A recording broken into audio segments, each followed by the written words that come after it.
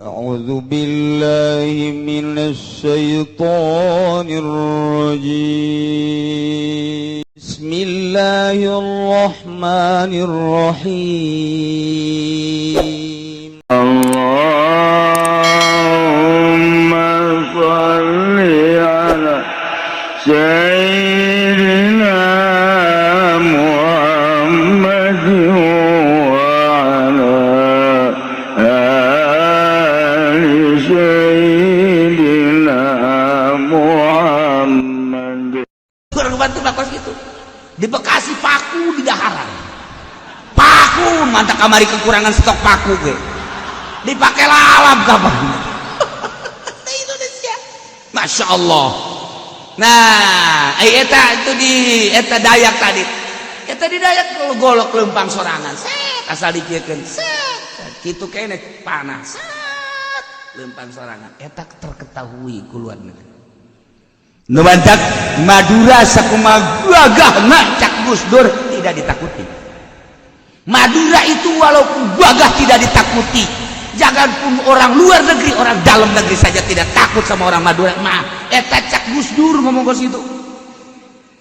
Tapi yang sangat ditakuti adalah orang Jawa Timur, orang Cirebon, nomor satu orang Banten.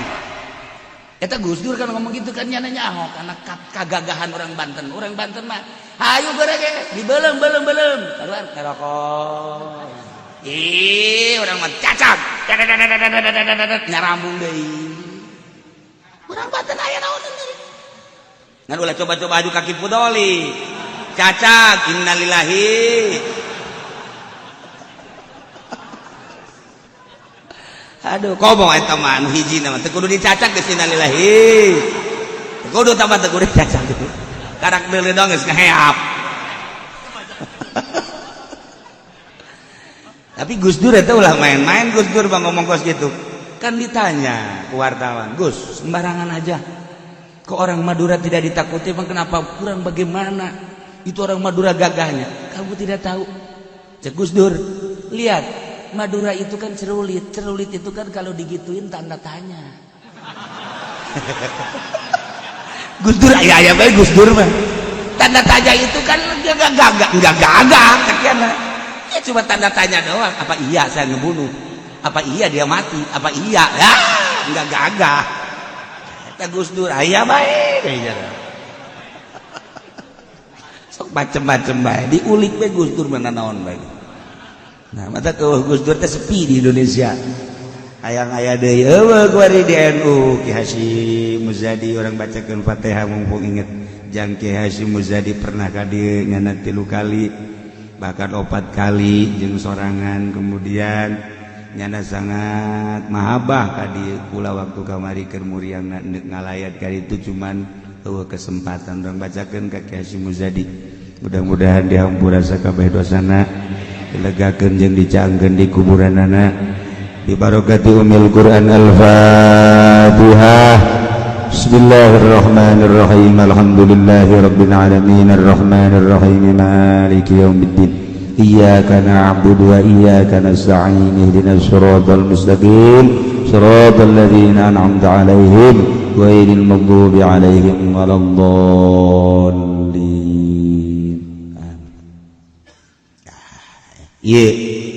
Zaid ngabunuh sekaligus 10 walau qatala jam'an.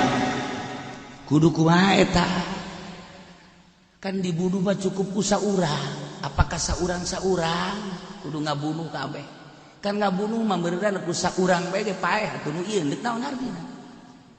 Nah, matak cukup bae.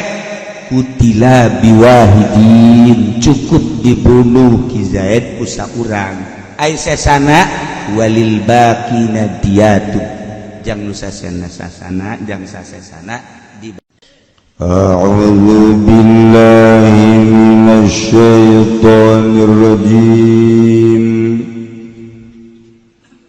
Bismillahirrahmanirrahim.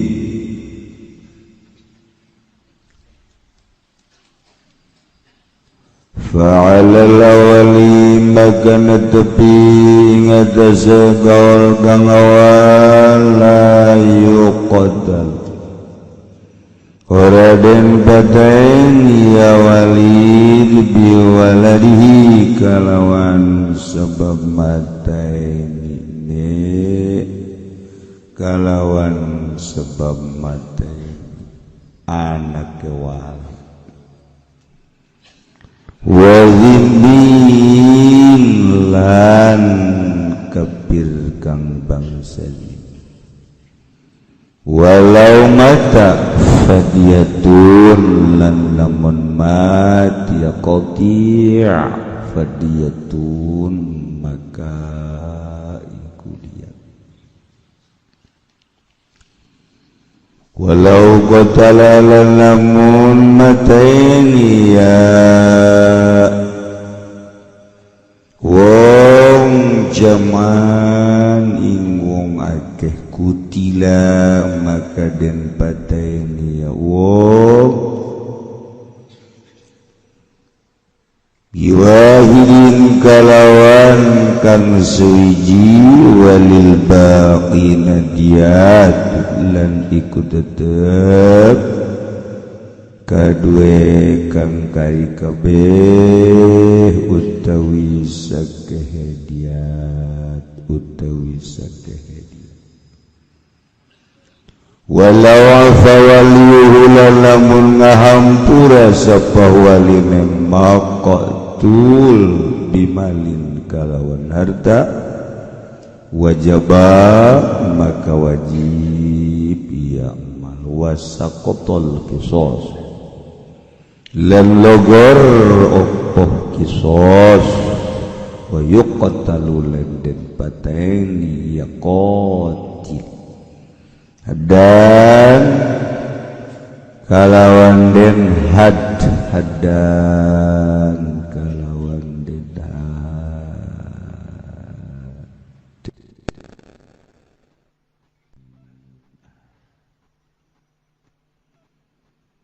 urang masih keneh nyaritakeun tentang hukum qati'it thariq sanksi-sanksi anu ditibakeun ka para garong para begal setelah copet pamalingan penggasiran perkorupsian beres tinggal garong-garong anu ngagunakeun kekuatan tenaga di Indonesia mah alhamdulillah copet aya maksudna jang sakadar pangreuncem negara aya eueuh copet teresep malik teresep deui pamalingan atuh loba boro-boro sanagara sakota sakecamatan saimah ge kadang-kadang pamajikan leungit kongkoro pamalinganana atuh si eta nyaho-nyaho mawa anak eta loba di urang sok kurang lamun zarah ke tempat pangzarahan eueuh nu menta-menta sepi teu betah ngan lamun aju dipaksa malik teresep deui kudu aya we hiji dua budak leutik mah jang pangreuncem di makom terasa makom teh aya nu ngageugeuh namun aya nu menta-menta gitu kene di negara mun nu korupsi teresep nuhun dararae korupsi bupati teh saeutik anu korupsi teh bahasa batur bahasa orang maling jadi nuhun ka para bupati nu daek maling gubernur nu daek maling nuhun maksudnya kayak di akhirat orang iring-iring. Inilah bupati kita yang dulu memimpin kita, ternyata horenganan bacokok. Iring-iring orang. Aduh, deres bupati polisi abri diiring-iring ka neraka pantes kiai. Diiring-iring ka neraka. Moal ngan moal aya paling hiji 2 3 4 5 6 7 8. Aduh Gusti Allah.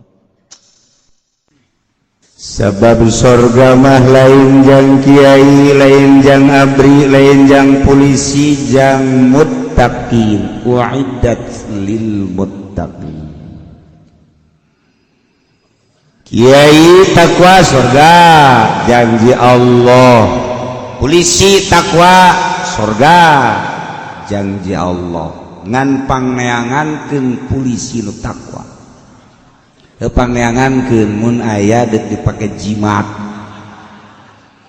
Abri nu takwa aya siapa suka jusuzon. Aya pastilah aya ngan sakit.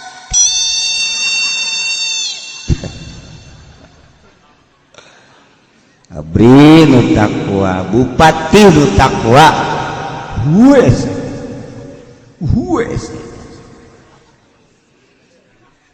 Cek bupati sia ka aing bae pugu kiai ge hese. Aing ge sarua hese. Kiai ge hese sarua. Kiai ge hese komodia. Nah, datang orang kulon dah. Dia mau ka ngambek bae. Rombongan aing ge hese tuh komodia. Nu jelas mayu urang introspeksi diri lain endek ngabukakeun aib-aib tapi jangan memecahkeun hati urang supaya urang bisa kontrol diri. Jagalah mun di akhirat status urang bupati haju dirantai isin tetah jang introspeksi ka diri. Nukuari urang di bapak-bapak di bos-bos aing engke urang dirante ku anak buah dideulekeun isin teh. Nukuari urang di ajengan-ajengan Kiai Haji Dais juta umat 1000 umat sabeheung umat engke urang dirante pan ai bupati mah misalna polisi Pak ke neraka ya pantes. Coba Kipu Doli kemana? Mang Gading dirantai kan. Dek nyusul Haji Fendi kan tuh bagus. Nah iyalah maksudna jang introspeksi yu urang bebenah diri ulah sampaikan kajaga di akhirat urang digusur diasupkeun ka neraka jahanam. Wari urang nu pernah ngalakukeun maling tobatan nu encan mulayan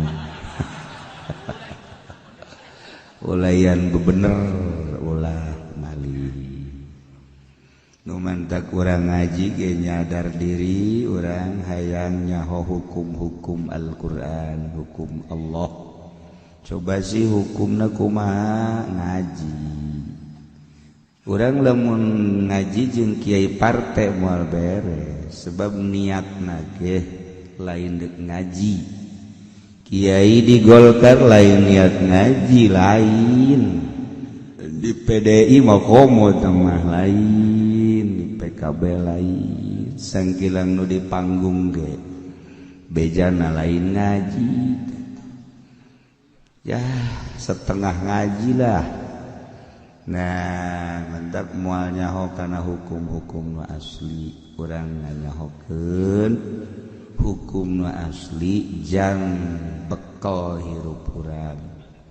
Hayang salamet urang fid dunya wal akhirah tuh. Lamun maling saya sani soben sariko potong leungeun katuhu saepek-epek meling deui kadua kali potong deui suku kenca sadampal geus dikaluarkeun di nasehatan ai praktek maling deui leungeun kenca sugan teh mandek eureun maling deui ya suku katu copet pemalingan gasir korupsi seperti etalah tapi lamun garong malai Zaid ngabegal di jalan nyetopan kendaraan pedagang-pedagang kopilah tanpa pula pilih nyetopna ngandalkeun kekuatan baik sorangan jarang garong sorangan nyana ngandalkeun kekuatan rombongannya adu kekuatan. Nah, ieu mah lamun beunang ku nagara setelah dicek bener nya sok ngalakukeun pembegalan seperti eta sangsina sekaligus nya nama potong leungeun katuhu berikut suku kenca sekaligus lamun nya masih keneh ngagarong keneh beunang deui leungeun kenca jeung suku katuhu. Masya Allah lamun sanksi Al-Quran iya sanksi syara iya hukum iya dilakukan di Indonesia asana polisi areueuh leungeunna abri areueuh leungeunna loba bupati eueuh leungeunnan jeung gubernur termasuk kiai kiai sih cenah maling di mana duit sholawat tilok dikaluarkeun kabeh ya teu ala kadar teh batu nah maling batu di mana babari mudah kurang ngadoa ka Gusti Allah mudah-mudahan urang kabehan diraksa ku Gusti Allah tina penyakit maling keluarga urang pemajikan anak incu urang mudah-mudahan dilindungi tina penyakit maling tatangga urang karabat urang mudah-mudahan ku Gusti Allah dilindungi tina penyakit maling negara urang pejabat-pejabatna mudah-mudahan dilindungi ku Gusti Allah tina penyakit maling jeung korupsi di akhirat urang salamet kabehan kan ngeunah kiaina bupatina gubernurna kabeh kasalalorga rakyatna kabeh pedagangna pejabatna petani ka sorga beuh mana teuing indahna meureunana ngomong mah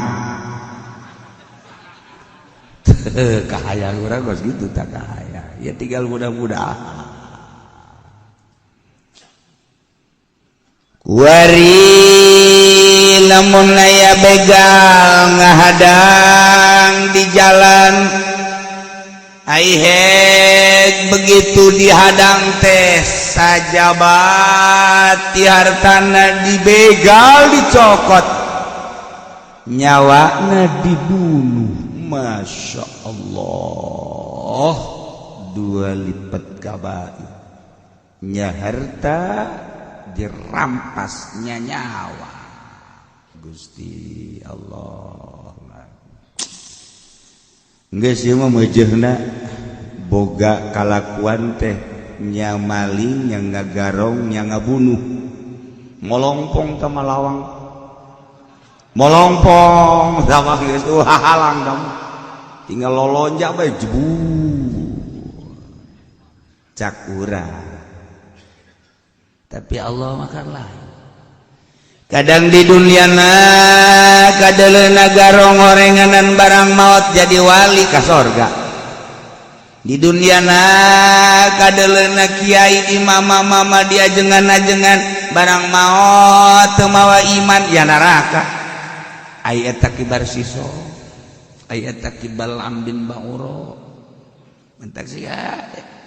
Ulah bangga urang ku sebab jadi kiai sehingga mengusungkan diri paring urang bersyukur Gusti alhamdulillah abdi dibere ku Gusti titipan ilmu sehingga nyaho ka Gusti tetepkeun Gusti ka nyaho abdi ka Gusti paling urang kitu. Nah, tapi kan contoh-contoh seperti eta garong nu ngagarong Tuan Syekh Abdul Qadir sakaligus dari wali kabeh. Deuk kumaha deui teh urusan Allah. Urang deuk kumaha teu sedihna ketika Kangjeng Nabi ngalayat kanu ngurus Kangjeng Nabi. Syekh Abdul Muthalib begitu sakarat deuk sakarat Kangjeng kan kadinya. Cak Kangjeng eueuh deui hiji-hijina bahasa nu ku kaula bakal ditulungan jaga di akhirat syahadat. Mang wayahna maca syahadat 2 kalimat syahadat engke ku kaula bakal ditulungan jaga. Abu Jahal sok sembarangan menyaninggalkeun agama nenek moyang urang. Oh lah Muhammad budak kamari tamat. Ieu makan agama urang. Neuleuh kakatuhu aya Kangjeng deuk baca 2 kalimat syahadat. Ditoel ku Abu Jahal belah kenca agama karuhun. Neuleuh deui kakatuhu ja bener di jero hate mah agama Muhammad teh. Saendek-endeukeun kan maca 2 kalimat syahadat. Toel ku Abu Jahal diset-set bae nyadek ninggalkeun agama naik manghos teh kumaha 2 kalimat syahadat. Cerik pan Kangjeng teh ngarumas. Masya Allah nungurusan abdi Gusti. Mun ceuk bahasa urang mah teh gateng Gusti atuh. Ti leuleutik abdi diurusan ku anjeunna. Bisa jadi kieu teh kapan sabab urusan anjeunna. Musikin deuk nyerang teh kapan nu ngahadangna teh kan anjeunna. Secara zahir nu nyalametkeun teh anjeunna tapi Gusti make jeung henteu dibere bisa ngucap 2 kalimat syahadat. Turun ayat innaka la tahdi man ahbabta walakinallaha yahdi may yasha wa huwa a'lamu bil muhtadin.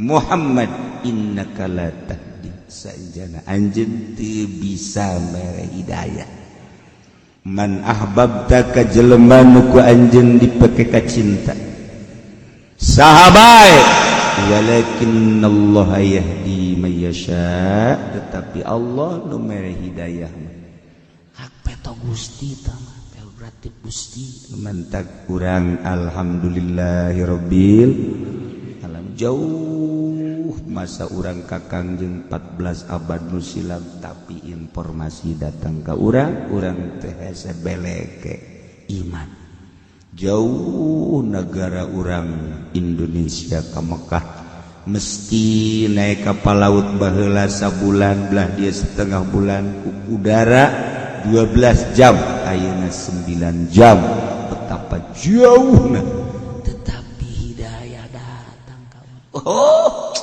kemenang salah saeutik hidayah anu geus nempel di jero hate urang kakarak ahok distakeun saeutik ge oh berangkat kabeh mun teu ditahan makan nini ngan ditahan bae ulah can wayah ulah bae mun kamari kiai kabeh siap atuh kosong nagara asana istana pindah istana dibeleuman ngan ditahan ulah eta naon eta teh berangkat tina hidayah teu kuat aing mah ngadenge penistaan teu kuat aing mah ngadenge pencaci makian terhadap Al-Qur'anul Karim ditarohkeun Jawa jeung teuing aing mah paeh jeung penting menang ridho Allah ni bae ge berangkat aki-aki deuk berangkat ngadon kari di ditu ulah teh sia ieu mah lain lakon sia ieu mah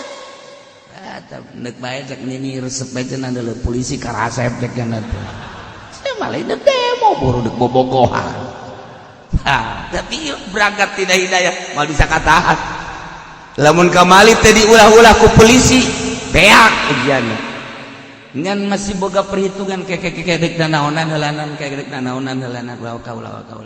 Nah ieu lain masalah demo berangkat jeung teu berangkat tetapi mahalna hidayah ja polisi ge ceurik hatena mah sabenerna polisi boga iman percaya ka Allah jeung ka Kangjeng Rasulullah percaya ke Al-Quranul Karim sanajan nyana berangkat kehalangan di itu nurani nama ceri iman atau kuat mal bisa kehalangan iman sanajan nyana ngahalangan kade itu sigana ngahalangan nurani nama ceri Gusti nasib abdi teh kieu padahal mah abdi teh percaya jeung abdi teh ieu teh keheul greget abdi teh ka jelema anu nganistakeun tapi aya dina lingkungan tugas abdi teh mantak eta teh satu sisi nyana teh iman ka Allah di sisi lain nyana tugas ayo siap berangkat tak patonggong-tonggong antara tugas jeung nurani polisi teh kos kitu mantap loba nu ka neraka ge eta kos kitu polisi mah loba nu ka neraka insyaallah loba nu ka neraka eta masalah ai urang mah pan teu bisa mah siap bae tapi kan polisi mah teu bisa aing tugas ya geus kumaha orang apa lamun leuleuh biduan goblok teh biduan tolol polisi mah penghalangan pengamanan ini harus diamankan atuh sia ngamankeun ge ulah leuleuh ka ditu atuh enggak bisa dong harus dilihat ini bagaimana muternya kan polisi tapi kan lamun polisi negara acak-acakan dalam negeri kumaha lamun polisi tanu batak urang mah geus sakieu bae urang mah nuhun ka Gusti Allah urang kabehan di negara Indonesia masih keneh dilindungi ditangtayungan ku Gusti Allah Subhanahu wa taala. Terakhir kakara kula dicaritakeun jalan ceritana. Ya polisi gitu jauh. Teu jauh jangan tugas. Kamari tah saha anu ngendalikeun abdi saha anu ngendalikeun polisi atuh teh jauh sarua meja polisi dihandap sapira berangkat tahan jangan jangan mah sapira kebodongkol jauh saha tah anu ngendalikeun engke bakal da nu kolot mal kaburu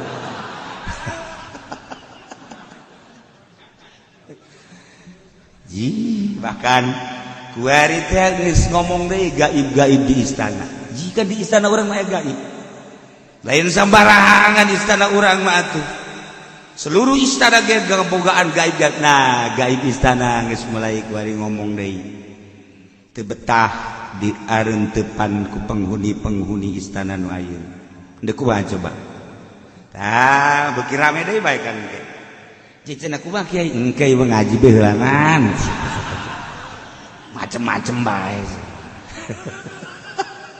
tah ieu mah kakara gaib istana geus mulai hareudang deui berarti kan teu senyawa tinggal kiai be tugasna ngadoakeun kumaha mestina sangat berperan di Indonesia kiai ulah disangka henteu berperan kamari berangkat para santri jeung para kiai nu nutup nu nahan kiai keneh bae tapi urang nu berangkat kiai nu nahan kiai sebab nu ngendalikeun lagi kiai saat ieu kuari geus mulai deui bae tantangan ka kiai sebab gaib istana mulai geus teu betah deui badatang deui bae ka kiai cak kipu dole jauh ka aing mah lain kiai sia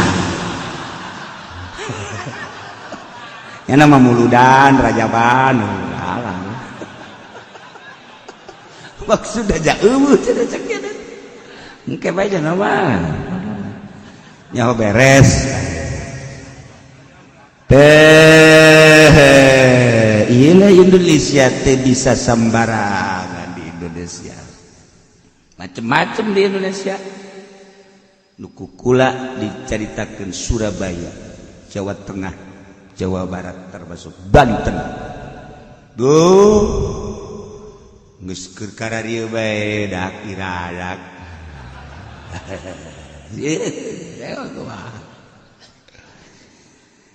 gitulah sejarah Indonesia mual luhur Indonesia. Belanda datang ke urang, Inggris datang ke urang, kuari Arab teu semata-mata datang ke urang, lamun lain gerak Allah aya hikmah jeung rahasia di balik eta. Tah ieu mah hukum-hukum Islam. Nagara mana kuari anu eksis ngalaksanakeun hukum Islam? Sebab kabeh kuari terkontaminasi. Urang jadi negara liberal kabeh, walaupun Timur Tengah eleh urang satiu. Kekalahan urang sejak dikuasai ku zaman Wali Songo 1 abad kurang, kuari terus berangsur makin parah.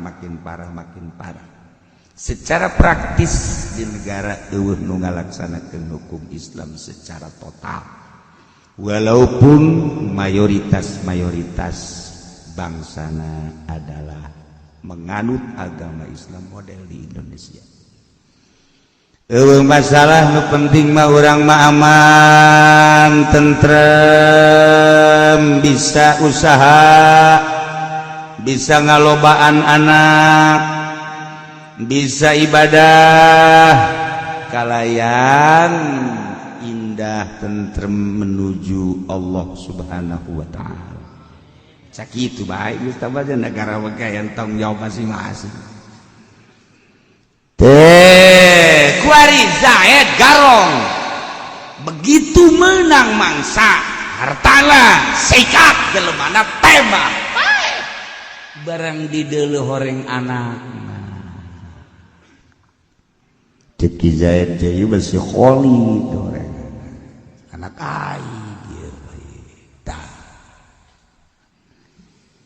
eta kumaha lamun ieu Zaid beunang ku nagara adili di meja hijau tentang kegarongan ada nyata, tentang pembunuhan ada nyata.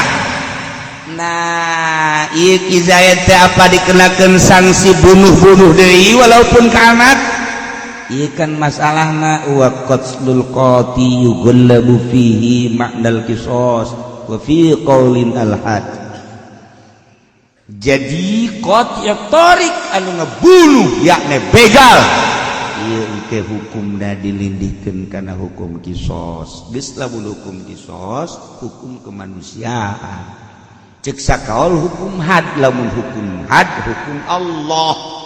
Geus lamun hukum kemanusiaan mah bisa tawar-menawar, lamun had mah hukum Allah teu bisa tawar-menawar. Hartina lamun memang nuturkeun kana kaul awal, fa'alal awal atu la yuqtalu biwaladihi. Zaid teu kudu dibunuh ku sebab ngabunuh anakna, sebab eta mah urusanna qisas. Geus atuh ku sebab qisas teh bisa dilaksanakeun mulai sadarah. Adapun bapak maehan anak, bapak teu kudu dipaehan. Anak maehan bapak, anak teu kudu dipaehan. Itulah qisas mah di luar daripada darah sorangan. Geus atuh lamun Zaid jadi begal, kemudian ngabegal hiji jelema, cokot hartana, geus puguh tama sangsina, sungsang. Kemudian soal pembunuhanana begitu diteliti anakna cek nurutkeun kaul awal la yuqtalu biwaladi. Tetapi cekaul kadua mah ieu mah had urusanana geus kulantaran had atuh tetep kudu dilaksanakeun. Paeh-paehan deui. Tergantung kumaha nerapkeunana engke di sebuah negara. Omong kosong ieu mah urang. Di jero-jero ge omong kosong ieu mah. Pelaksanaan teu aya di urang. Nu mabok sakadar dipanggil terus dibui atau interogasi bui, setelah dibui sebulan 2 bulan sogok keluar deh. Ieu hukum Indonesia. Alhamdulillahirabbil alamin wassalatu wassalamu ala asyrofil anbiya'i wal mursalin. Seperti kos gitu. Terus naon bae di urang mah hukum teh bisa dilumerkeun make duit 3 tahun sogok jadilah 1 tahun lamun nu boga duit nu teu boga duit nambahan hukum 3 tahun deh 7 tahun kepohoan seperti itulah di Indonesia wakos di nyanggakeun sadaya-daya kanu boga hukum hakim jaksa polisi ya terutama RI 1 mejeuna jang lelecehan di neraka jahanam inggi surat masyaallah lamun engke urang digiring ti kuburan ka mahsyar mangkading gapan eueuh nu make pakaian kabeh amal nutur-nutur urang kabeh eueuh nu neuleuk ka batur ieu ti neuleuk ka diri urang lantaran kabeh mikiran diri sorangan salamat apa henteu salamat apa henteu kumaha ieu pertanyaan nah engke ditangtangankan ku Gusti Allah hei limanil mulkul yaum saha jadi raja poe ieu anu baheula pernah jadi raja nu baheula di dunia pernah jadi presiden udang bangsa Pak Harto kabur SBY kabur kabeh tantangan ku Gusti Allah limanil mulkul yaum saha jadi raja ku hari muncul coba raja-raja ayo mengeng ke di akhirat ini kumaha dipenta pertanggung jawab eta kerja di raja nomor hiji RT ge kan raja saya digaji henteu di akhirat diseret aduh pagrugi-rugina raja RT lamun teu bener RT pendek baju ya nama maju bae biasa berapa jumlah cek malaikat warga kamu jumlah warga saya sekitar bangsa ada 500 berapa yang janda janda tua ada 15 janda muda itu mah selalu di rumah saya tepat nggak jawab mainan saya pak nah iyalah orang bagi sudah ke orang bakal ditanya kabehane kullukum ra'in wa kullukum mas'ulun an ra'iyati kabeh orang pengurus jeung kabeh bakal ditanya tentang pengurusan orang sebagai bapak rumah tangga urusan pemajikan urang sebagai ibu rumah tangga urusan imah tangga terus kullukum ra'in wa kullukum mas'ulun an ra'iyati si hade urang bakal ditanya jaga Gusti Allah siapkan pertanyaan-pertanyaan urang jawaban-jawaban urang la yuktalu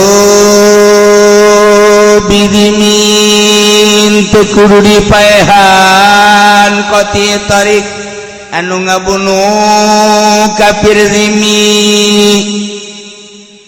walau mata lamun paeh si koti Zaid seorang begal kemudian nyanang ngebegal dicokot hartana eta jelema tur dibunuh setelah diintegrasi ternyata Zaid melakukan pembegalan di samping mengambil harta juga melakukan pembunuhan berarti Zaid harus dibunuh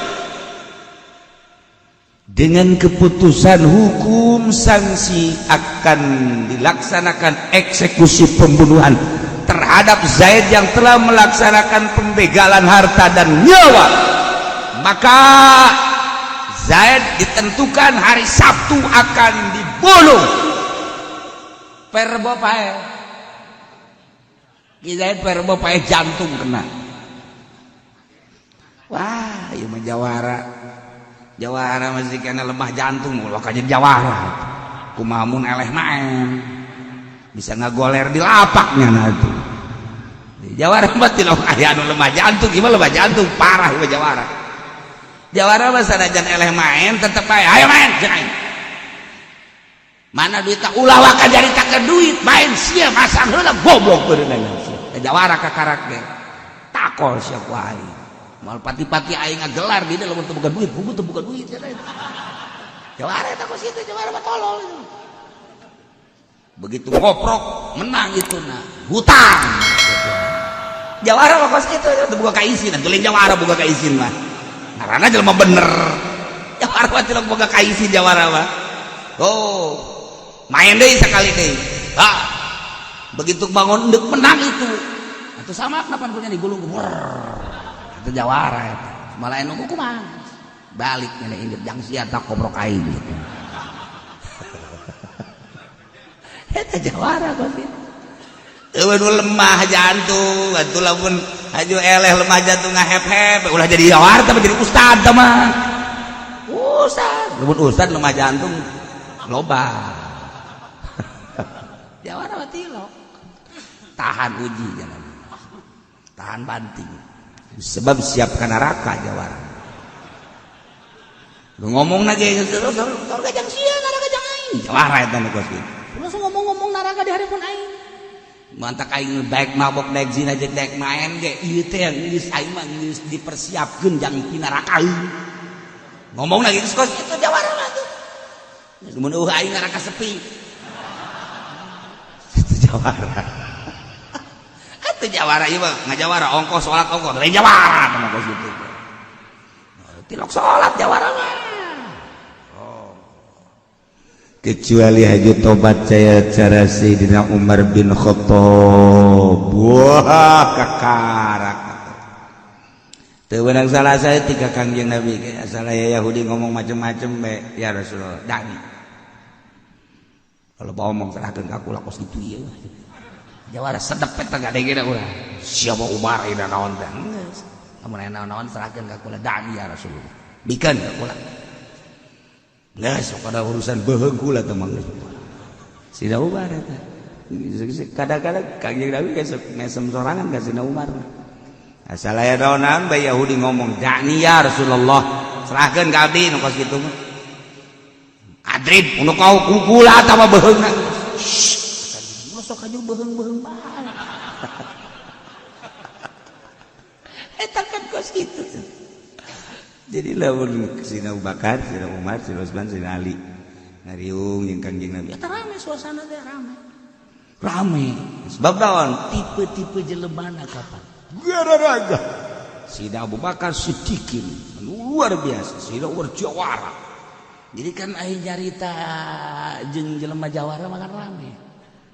Rame. Kadang-kadang Sina Umar kecicing we di hareupeun masjid. Loba sahabat nyaritakeun zaman jahiliyah. Kan sarua sahabat ieu nyaritakeun zaman baheula urang jeung memeh urang iman. Bu anu urang marabok kana cek Sina Umar goblok sia ngomong nu karar itu. Teu urut aing.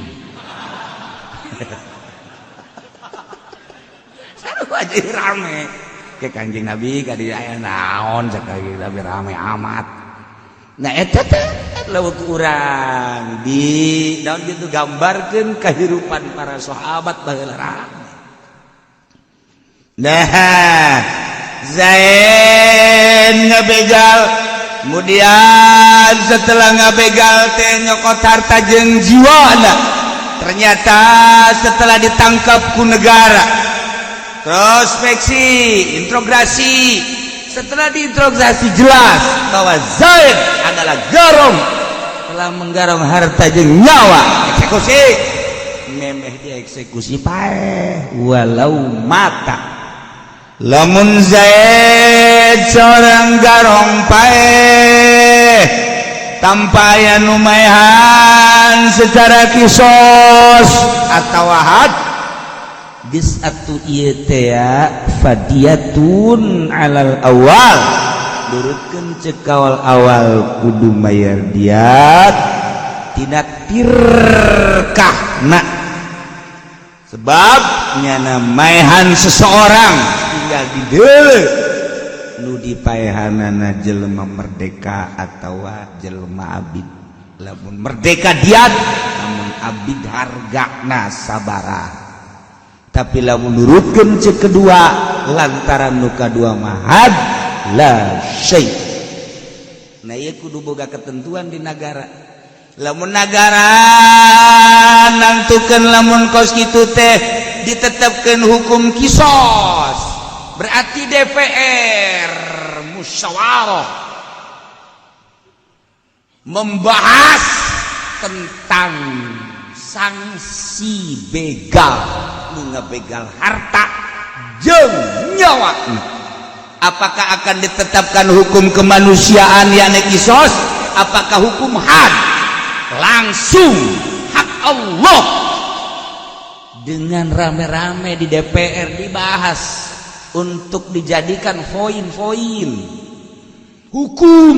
Setelah dibahas ternyata timbul hasil musyawarah pembahasan di sebuah negara, Indonesia misalnya adalah kisos, maka lamun Zaid paeh memeh dibuluh kan jana encan di kisos ku negara geus paeh teh heula dia. Lamun memang manehanana di negara ditetapkan hukum had hak Allah, berarti memeh dibunuh paeh teh heula. Lah cek mamang teh puyeng aing mah cenah ngaji kos kieu. Puyeng aing puyeng nu maca kumus.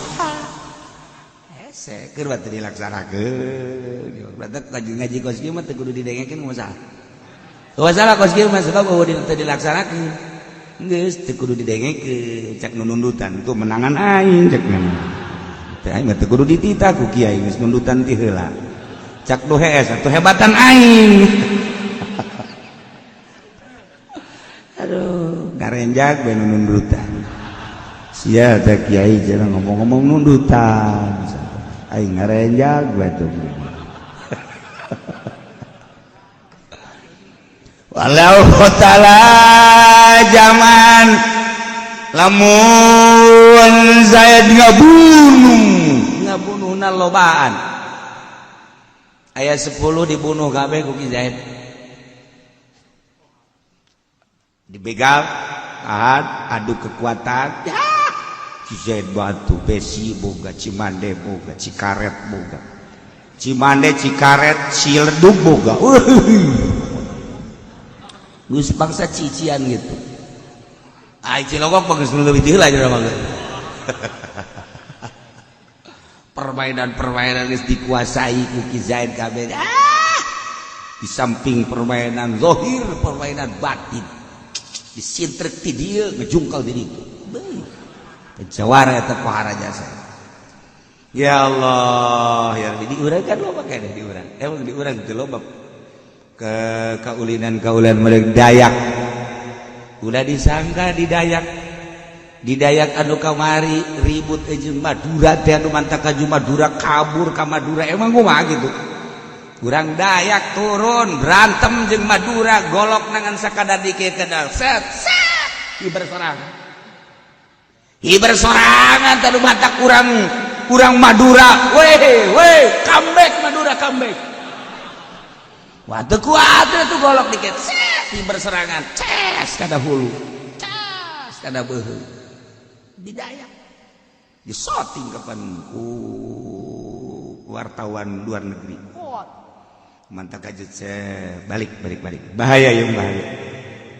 Cehe, ieu lamun urang diperangkeun ku ari ieu, jeung Amerika ngandelkeun senjata negara urang, sabaraha persen kekuatan urang. Jeung Cina ngandelkeun kekuatan senjata urang sabaraha persen. Nanaona. Urang mah lawan Malaysia. Lawan urang mah Thailand. Anu bangsa main bola nage henteu kudu ngasupkeun geus ngegerber di dinya. Mawa bola aya jang mau jang nyepak. Urang Indonesia tuh gitu. Geus atau jeung luar negeri lawan Indonesia main bola jeung luar negeri. Kiper lagi kasih sih, tembak ka lu. Ujang nembak. Ini kudu ditahan tuh kudu. Ngegedepan deui. Tambah setengah jam deui parah bae. Nah iya lawan-lawan Indonesia rakos karena itu urang berantem jeung Amerika moal kuat, urang berantem jeung Inggris moal kuat, eta mah multi, urang jeung Soviet moal kuat, urang jeung Australia moal kuat, urang Malaysia, Thailand, eta jeung Korea urang teu kuat. Eta kan geus lain rahasia. Lamun neuleuh senjata nah urang moal kuat, tapi lamun neuleuh karakter bangsa. Banten di Banten dibeuleuh dibeuleuh beak seuneuna ngarokok kene Banten tolol jas orang Banten mah atuh kan orang Banten mah kos kitu di Bekasi paku di daharan paku mantap kamari kekurangan stok paku ge dipake lalap kapan Indonesia Masya Allah. Nah eta itu di eta Dayak tadi eta di Dayak golok lempang sorangan set asal dikiekeun set kitu kene panas set lempang sorangan eta terketahui ku luar negeri nu bantak Madura sakumaha gagahna cak Gus Dur tidak ditakuti. Madura itu walaupun gagah tidak ditakuti, janganpun orang luar negeri, orang dalam negeri saja tidak takut sama orang Madura. Nah eta cak Gus Dur ngomong kos itu. Tapi yang sangat ditakuti adalah orang Jawa Timur, orang Cirebon, nomor satu orang Banten.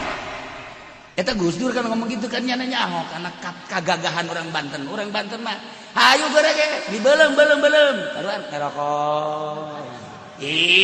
Orang mah cacak, nyarambung deui. Orang Banten aya naon deui.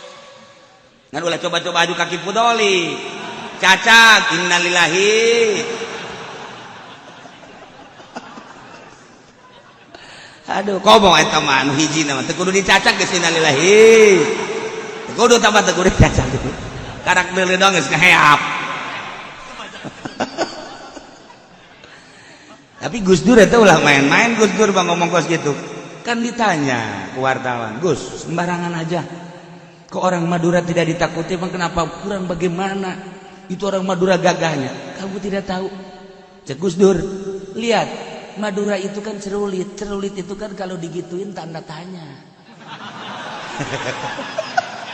Gus Dur ya baik Gus Dur mah tanda tanya itu kan enggak gagah katanya ya cuma tanda tanya doang apa iya saya ngebunuh apa iya dia mati apa iya ya enggak gagah kata Gus Dur aya bae macem-macem bae diulik bae Gus Dur mana naon bae. Nah, mata ke Gus Dur teh sepi di Indonesia. Hayang aya deui eueuh kuari di NU Ki Hasyim Muzadi orang bacakeun Fatihah mumpung inget jang Ki Hasyim Muzadi pernah ka dieu nyana 3 kali bahkan 4 kali jeung sorangan kemudian nyana sangat mahabah ka dieu kula waktu kamari keur muriang ngalayat kali itu cuman eueuh kesempatan urang bacakeun ka Ki Hasyim Muzadi. Mudah-mudahan dihampura sakabeh dosana dilegakeun jeung dicaangkeun di kuburanana bi barokati umil Quran al-Fatihah.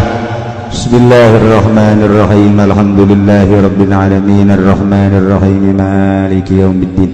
Iyyaka na'budu wa iyyaka nasta'in ihdinas siratal mustaqim siratal ladzina an'amta 'alaihim ghairil maghdubi 'alaihim waladdallin. Ye Zaid ngabunuh sekaligus 10 walau qatala jam'an kudu kumaha eta kan dibunuh mah cukup ku saurang apakah saurang kudu ngabunuh kabeh kan ngabunuh mah beneran ku saurang bae ge paeh atuh nu ieu deuk naon artina nah batak cukup bae kutila biwahidin cukup dibunuh Ki Zaid ku saurang Aisyasana walil baqina diyatu jang nu sasana jang sasana dibayar diat ti harta Ki Zaid lamun nyana mayahana sekaligus lamun mayahana tartib tetep kudu saurang ieu bakeur carita pikih bari jeung teu bakal dilaksanakeun urang mah ieu manguraikeun sote nguraikeun Al-Qur'an anu dijelaskeun ku Kangjeng nu diijmakeun ku para ulama kurang menganza kadar ngaji ganjaran jadi laksanakeun henteu walau afa wallahu a'lam.